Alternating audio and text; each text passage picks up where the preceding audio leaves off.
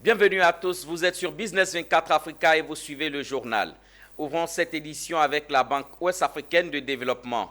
Il s'est ouvert ce lundi 23 octobre à Abidjan un atelier de formation sur les procédures de passation des marchés. Un séminaire initié par la Banque ouest-africaine de développement, BOAD, prévu sur 5 jours au profit des acteurs de la chaîne de commande publique en Côte d'Ivoire. Plus de détails avec Walter Kofi et Ezekiel Seri. Ils sont une trentaine d'acteurs issus de la chaîne de la commande publique de Côte d'Ivoire qui verront leur capacité se renforcer sur la passation des marchés. Une formation mise en œuvre par la Banque ouest-africaine de développement BOAD qui, face à un environnement en perpétuel changement, s'adapte en se dotant d'outils nouveaux. Durant 5 jours, ces agents de la commande publique devront se familiariser avec les nouvelles politiques et procédures de passation de marché de la BOAD inspirées des standards internationaux. L'objectif pour la BOAD à travers ces travaux est d'atteindre une nette amélioration du taux de décaissement en direction de la Côte d'Ivoire, taux de décaissement qui semble s'être affaibli. Oui, la banque, depuis que notre nouveau plan stratégique a été adopté, le plan stratégique Joliba 2021-2025 a été adopté, nous avons pris l'engagement en lien avec le PND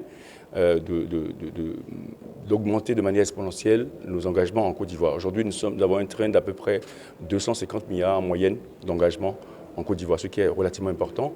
L'idée pour nous, c'est que d'ici à 2025, nous puissions injecter dans l'économie ivoirienne 1,5 milliard d'euros, à peu près 985 milliards de francs CFA dans l'économie ivoirienne, dont nous espérons une bonne partie en faveur du secteur privé. Donc cette formation va forcément impacter déjà le taux de décaissement. Voilà, c'est ça. C'est-à-dire ça va améliorer les procédures de passation de marché. Ces échanges sur la passation des marchés s'accompagneront des modules sur les procédures et politiques de prévention et de lutte contre la fraude. Une formation qui, en plus d'être théorie, promet d'être très pratique.